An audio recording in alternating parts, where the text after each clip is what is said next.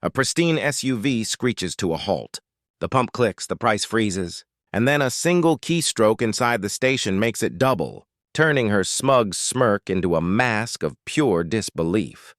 The heat shimmered off the asphalt in waves, distorting the already desolate landscape into a fever dream of cracked earth and skeletal brush. Inside the climate-controlled sanctuary of her Lexus RX 350, Karen Albright felt nothing of the oppressive Nevada sun. She did, however, feel the oppressive weight of her husband's incessant sighing. For the third time, "Richard, it's a shortcut," she said, her voice clipped and sharp, the same tone she'd used for 30 years to eviscerate opposing counsel in a courtroom. "The GPS says it saves us 47 minutes.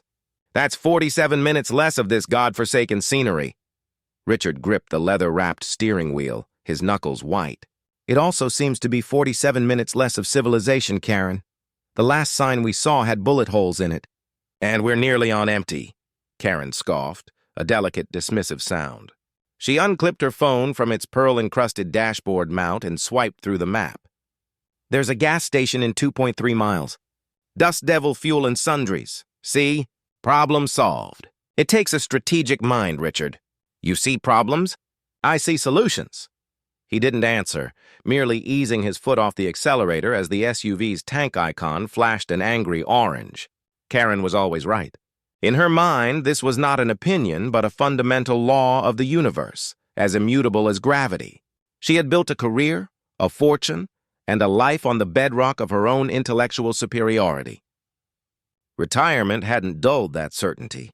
It had only removed the professional guardrails, allowing her condescension to bloom into its full, magnificent form. The Dust Devil Fuel and Sundries sign came into view, and it was even more pathetic than Richard had imagined.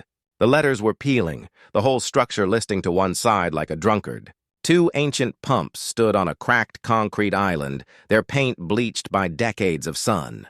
The main building was a squat, windowless box with a screen door that hung crookedly on its hinges. "Oh, for heaven's sake," Karen muttered, her perfectly sculpted nose wrinkling in disgust. "Let's just get this over with." Richard pulled in, the Lexus looking like a spaceship that had landed on a forgotten planet.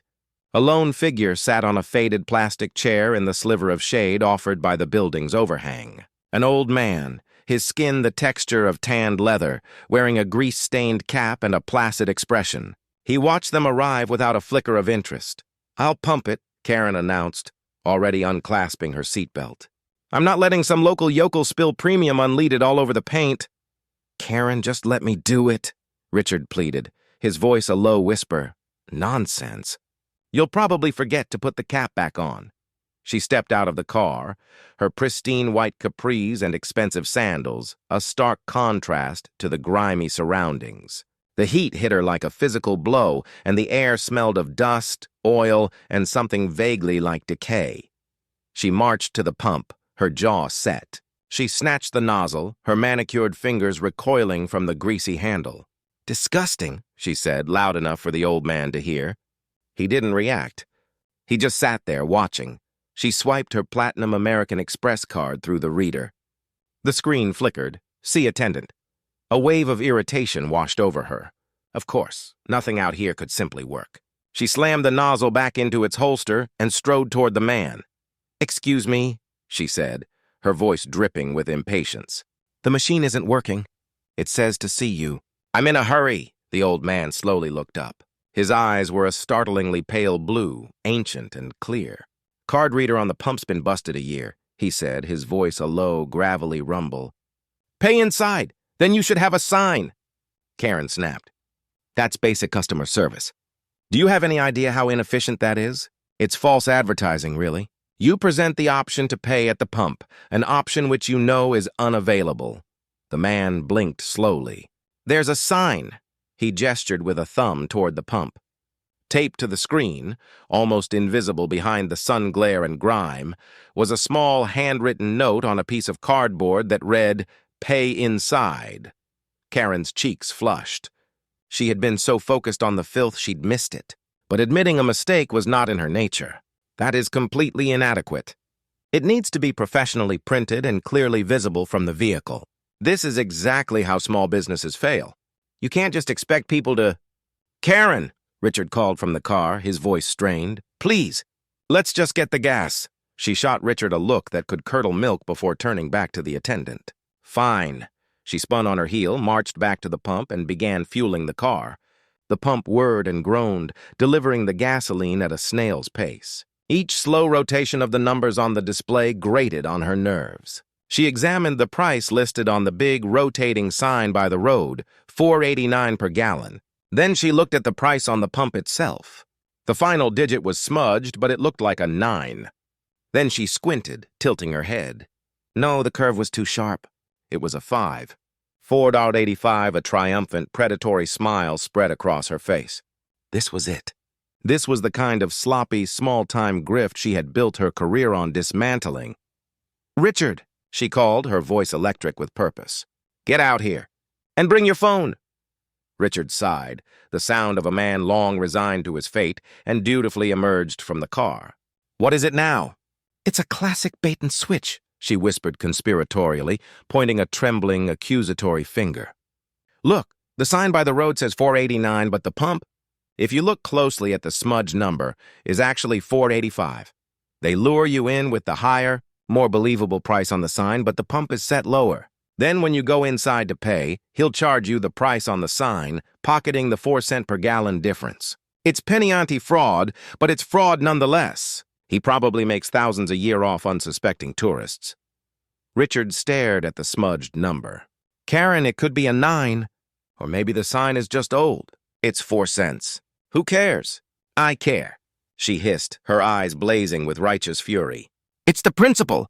It's the flagrant dishonesty. People like him, she gestured toward the impassive old man, think they can get away with this because people like you don't care. Well, he's picked the wrong person today. Record this, Richard. Get a clear shot of the sign, then the pump. Richard reluctantly began filming as Karen provided a running commentary, her voice taking on its courtroom cadence. Let the record show the advertised price is $4.89 per gallon. However, the price at the point of distribution is clearly $4.85. This discrepancy is indicative of consumer fraud under state and federal statutes. The pump clicked off. 18.4 gallons. Karen did the math in her head instantly. At $4.85, the total should be $89.24. At the advertised $4.89, it would be 90 zars, a difference of 76 cents. It wasn't about the money. It was about winning. She slammed the nozzle back, screwed the gas cap on with ferocious finality, and marched toward the store, phone in hand, now recording a video of her own. I am now proceeding to the cashier to finalize the transaction, she narrated into her phone. We will see which price he attempts to charge me. The screen door groaned as she pushed it open. The inside was dark and surprisingly cool. It smelled of motor oil, stale coffee, and cardboard. The old man was now behind the counter, standing in front of an ancient, bulky cash register that looked like it belonged in a museum. He didn't acknowledge her entrance. His pale blue eyes were fixed on a small, flickering television in the corner showing a black and white western. Karen slapped her credit card on the dusty counter. The sound echoed in the small space. Pump number 1, she announced. 18.4 gallons. And I know exactly what the price is supposed to be, so don't even try it. The man turned his head slowly, his gaze moving from the television to her. He looked at her, then at the platinum card, then back at her. There was no anger in his eyes, no fear, not even curiosity. There was nothing. It was like being looked at by a mountain. You causing a fuss out there, ma'am? He asked, his voice flat. I'm not causing a fuss, Karen spat, mimicking his drawl. I'm exposing a crime. Your sign says $4.89. Your pump says $4.85. I have it all on video. Now, you are going to charge me the correct price of $89.24, and then I am going to report you to the state's attorney general. The man gave a slight, almost imperceptible nod. He turned to his register. His gnarled fingers, surprisingly nimble, tapped a series of keys. The machine whirred and clanked. He then picked up the credit card terminal, a newer piece of equipment that looked jarringly out of place, and pushed it toward her. Just need you to confirm the amount, he said, turning his attention back to the television. Karen glanced down at the terminal screen. a smug, victorious smile already forming on her lips. She was ready to see the 89-24, a silent admission of his defeat. But that's not what the screen said. Her smile vanished, replaced by a slack-jawed confusion. Her mind, usually so quick, so sharp, struggled to process the glowing green digits. She blinked, certain she was misreading it. She looked again. The number was clear, unmistakable. Total, 178.48. For a long moment, Karen Albright's brain simply refused to compute. The number glowed on the terminal screen, 178.48 tears. It was an absurdity, a glitch in the matrix of her perfectly ordered world. She felt a phantom sensation of the world tilting, of solid ground turning to sand beneath her expensive sandals. It was the same feeling she'd gotten the one time a junior associate had found a fatal flaw in one of her case arguments moments before trial. It was the feeling of being utterly incomprehensibly wrong, and she hated it more than anything. The shock lasted precisely 2.7 seconds. Then it transmuted into pure incandescent rage. "What is this?" she hissed, her voice a low, dangerous weapon. She jabbed a finger at the screen, her nail clicking against the plastic. "Is this a joke? Are you senile? Or are you just a common thief?" The old man, Elias, didn't even flinch. He took a slow sip from a chipped ceramic mug that sat on the counter beside him. The western on the television reached a dramatic crescendo. A gunshot rang out, and a man in a black hat fell from a saloon roof. Elias seemed more interested in that than in the storm brewing in front of him. "That's the price," he said, his voice as dry as the dust on the shelves. "The price is $89.24, Karen enunciated, speaking as if to a particularly slow child. "I have it on video. I have the advertised price on video. This is double. You have literally charged me double." Richard appeared at her shoulder, drawn in by the magnetic pull of the impending disaster. He saw the number on the terminal and his face went pale. "What's going on?" he whispered. This cretin is trying to rob us," Karen declared, loud enough for the entire desolate valley to hear. She turned back to Elias. "Fix it. Right now. Or I swear to God, the next people who walk through that door will be wearing badges." Elias set his mug down with a soft click. He looked at Karen, and for the first time, she saw something move in those placid, pale blue eyes. It wasn't anger. It was something that looked unnervingly like pity. "Told you to pay inside," he said. He then lifted a gnarled finger and pointed to a sign hanging behind him. Next to the fly-spotted calendar from 1998, it was a piece of aged plywood. The words burned into the surface with a crude, unsteady hand.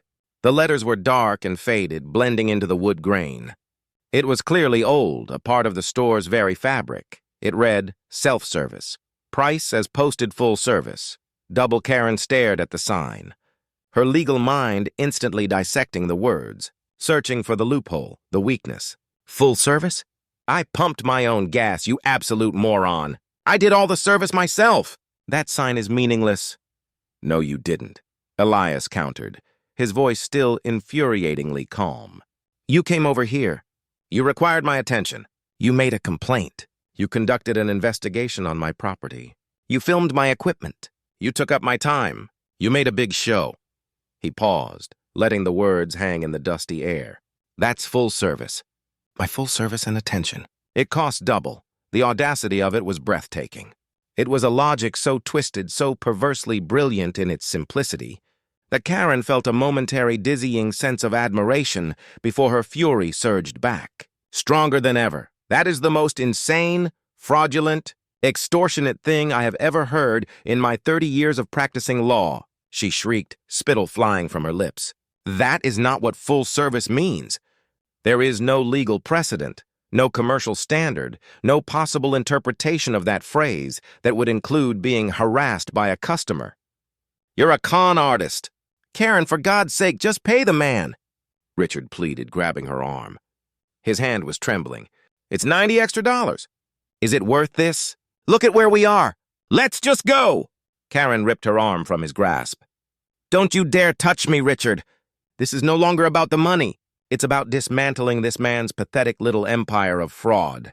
He's a highway robber hiding behind a hand-painted sign." She pulled her phone from her pocket, her fingers flying across the screen with practiced speed. "That's it. I'm calling the police. We'll see how your little full-service policy holds up under actual legal scrutiny. Elias leaned back against the counter, crossing his arms. He looked almost bored. Phone's working fine. Cell tower's on the ridge. Sheriff's office is about 40 miles east. They know the way. The casualness of his response was more unsettling than any threat. He wasn't scared. He was inviting it. A cold knot of uncertainty began to form in Karen's stomach, but she violently suppressed it. She was Karen Albright. She did not get intimidated by gas station attendants in the middle of nowhere. "You'll be singing a different tune in a jail cell," she sneered, holding the phone to her ear. "Karen, I am begging you," Richard whispered, his face ashen. "This feels wrong. This guy, there's something not right about this. Let's just leave. We can cancel the credit card charge later. And let him win?" "Never," a calm female voice answered on the other end. 911, what is your emergency?" Karen's entire demeanor shifted. Her voice became a smooth professional instrument of command. "Yes, my name is Karen Albright. I need to report a robbery in progress.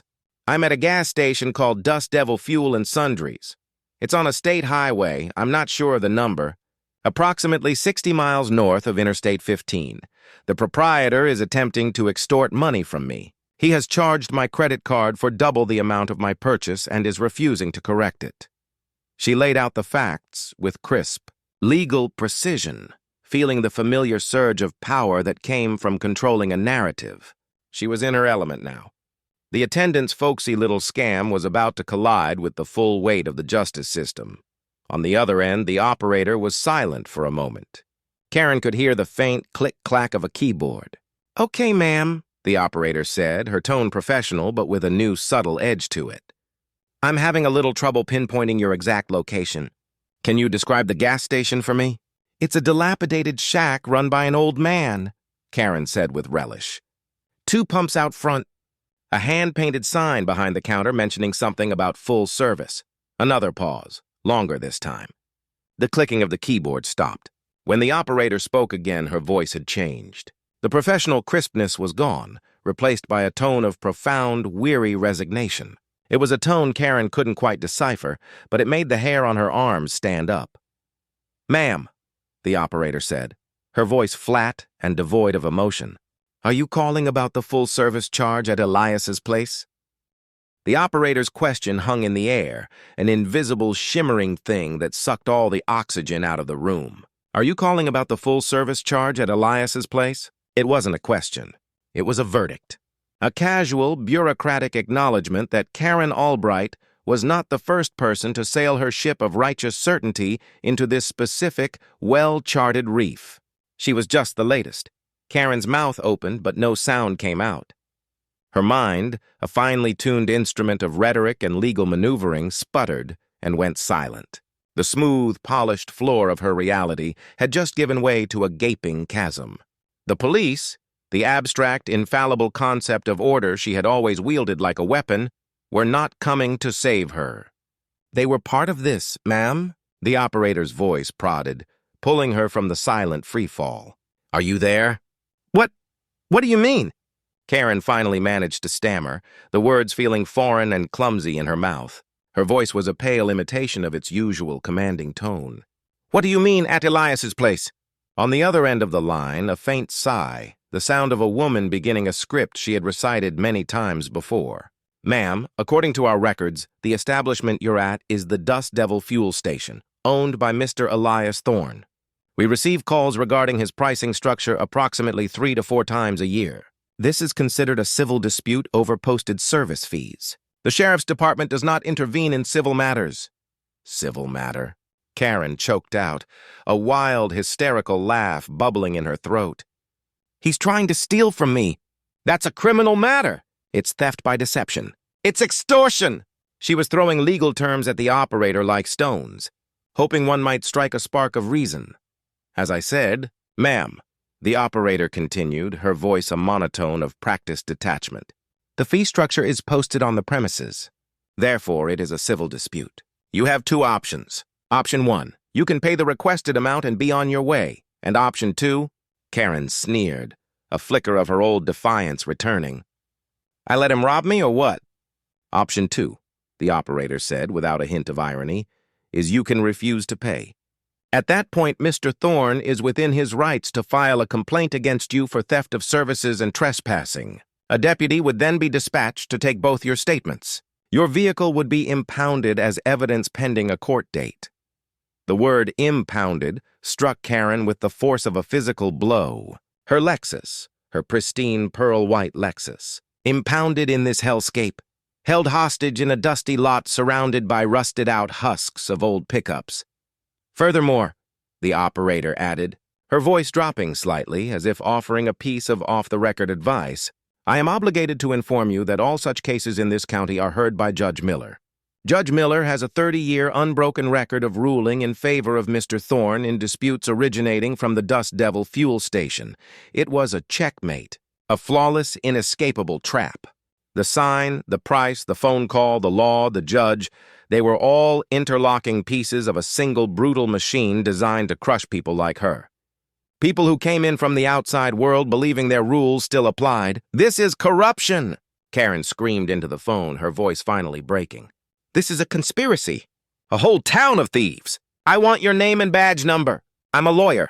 I will have your job. I will have all of your jobs. Her threats, once capable of making powerful men tremble, now sounded like the pathetic shrieks of a cornered animal. They echoed in the small, silent store, absorbed by the dusty shelves and the old man's stoic indifference. Elias hadn't moved. He was watching his Western, one hand resting on the counter, as if Karen were nothing more than a noisy fly buzzing against a window pane. My advice to you, ma'am, the operator said, her voice once again calm and final, is to pay the man. Have a safe drive! Click. The dial tone buzzed in Karen's ear, a flat mocking sound. She slowly lowered the phone, her hand shaking uncontrollably. The silence that followed was immense. It was filled with the low hum of a beverage cooler, the distant caw of a crow, and the suffocating weight of her own humiliation. She was trapped, utterly and completely. Her sharpest weapon, her mastery of the law and the system, had been turned against her.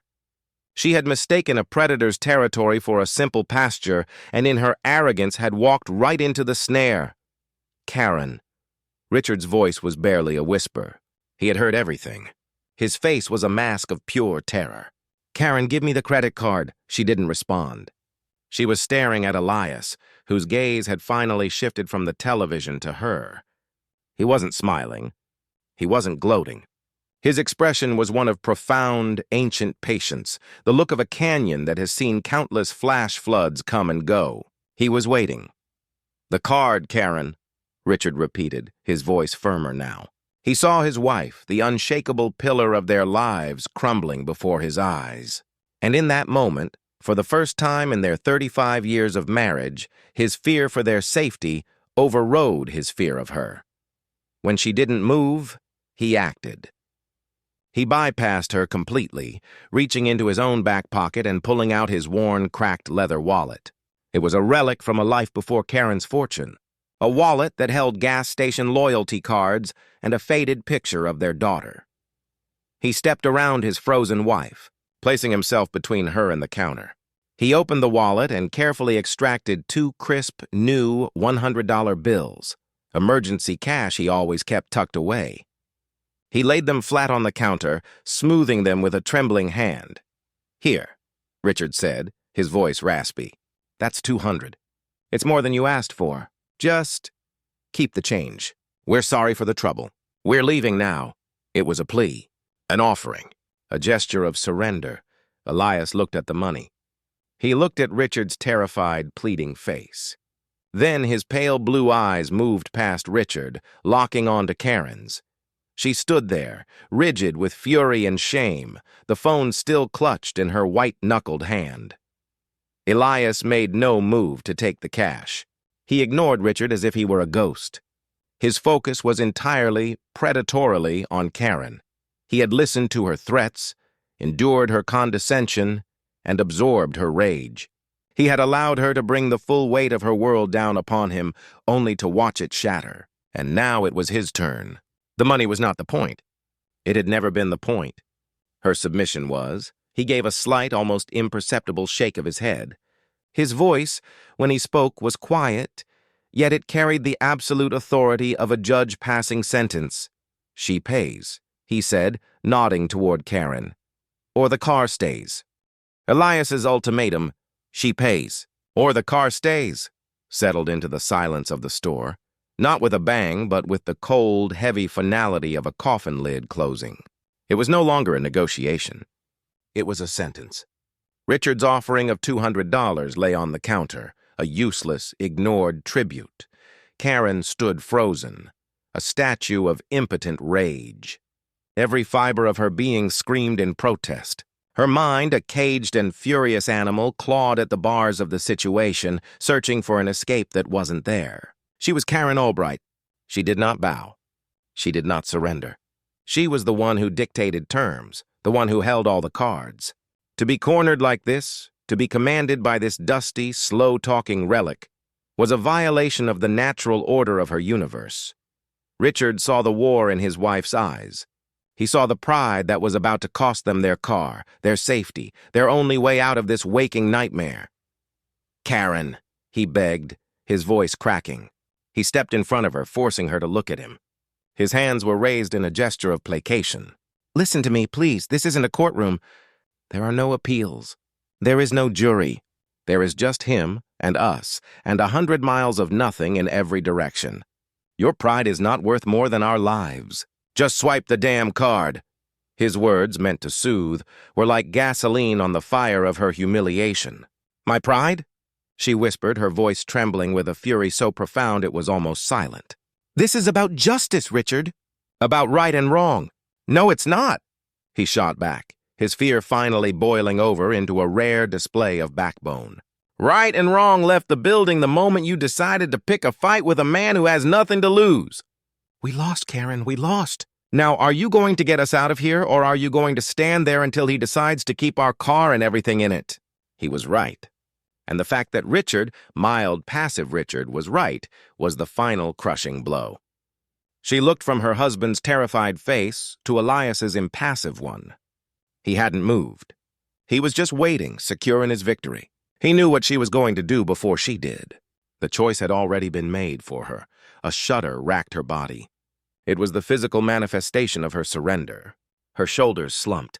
The fire in her eyes died, leaving behind cold gray ash. Without a word, she pushed past Richard.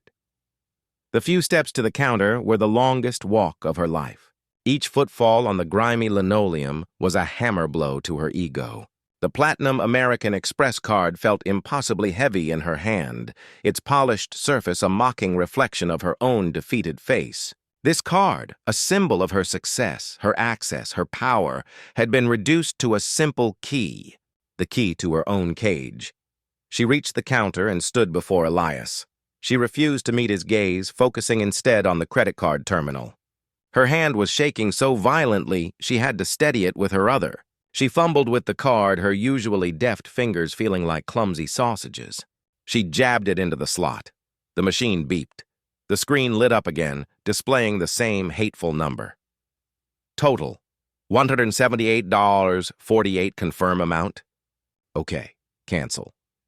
Her thumb hovered over the screen, a millimeter above the green OK button. It was the final threshold. Pressing it was an admission of everything. Her defeat, her foolishness, her utter and complete powerlessness. She could feel Elias's gaze on her, a physical weight. He was watching her break. She squeezed her eyes shut and pressed the button. The machine beeped again, a cheerful, innocuous sound that felt like a scream of mockery. A moment later it whirred and began printing a receipt. The thin, flimsy paper curled out of the slot, a documented record of her humiliation. Elias tore it off and slid it across the counter toward her without a word. Karen snatched the receipt, crumpling it in her fist. She turned, her movements stiff and robotic, and started for the door. She didn't look at Richard. She didn't look at anything. All she wanted was the sanctuary of her car, the anonymity of the road, the chance to put this place, this man, this entire experience behind her forever. Richard, breathing a massive, shuddering sigh of relief, scurried to the door and pulled it open, holding it for her like a chauffeur. Freedom was inches away. The blinding white sunlight of the outside world streamed in, promising escape. They were almost through the door when Elias's voice, calm and quiet, "Cut through the air behind them, ma'am." Karen froze in the doorway, her back to him. She didn't turn. She couldn't bear to look at his face. "Just some friendly advice," Elias said, his tone conversational, almost gentle. "For the next time you think you've uncovered a conspiracy." Richard tried to pull gently on her arm. "Karen, let's go." But she was rooted to the spot, compelled to hear the final twist of the knife. Elias paused, letting the silence stretch, wringing every last drop of drama from the moment. "Try wiping the glass first." Karen didn't understand. The words were meaningless. "Glass? What glass?" Elias must have sensed her confusion. "The pump," he clarified. "The smudge on the price display you were so worried about. The one you filmed for your evidence." He gestured with his chin toward the door. "There's a cloth. Hangs on a little hook right on the side of the pump. For keeping the glass clean." Slowly, as if controlled by an invisible force, Karen turned her head. Her eyes followed his gesture, looking past the open door to pump number 1, standing silent in the oppressive heat. Her gaze traced the side of the machine, and there, dangling from a small, rusty hook she hadn't even noticed, was a small, grimy, faded red cloth. Her mind reeled, frantically replaying the moment, the smudged number. Her absolute certainty that the curved digit was a 5 and not a 9. Her brilliant deduction, the bait and switch, the whole foundation of her righteous crusade. It wasn't a worn digit. It wasn't a scam. It was a smudge. A simple, greasy smudge she could have wiped away with a single swipe of her finger. A smudge that, had she cleaned it, would have almost certainly revealed the price to be $4.89, matching the sign perfectly. There had been no discrepancy. There had been no fraud. There had been no crime. There was only her. Her arrogance, her suspicion, her refusal to see anything other than what she wanted to see. She hadn't been a crusader for justice. She had been a fool tilting at a windmill of her own creation. The entire ordeal, the fight, the fear, the 911 call, the soul-crushing humiliation of this final payment had all been for nothing. Worse than nothing. It had all been her fault.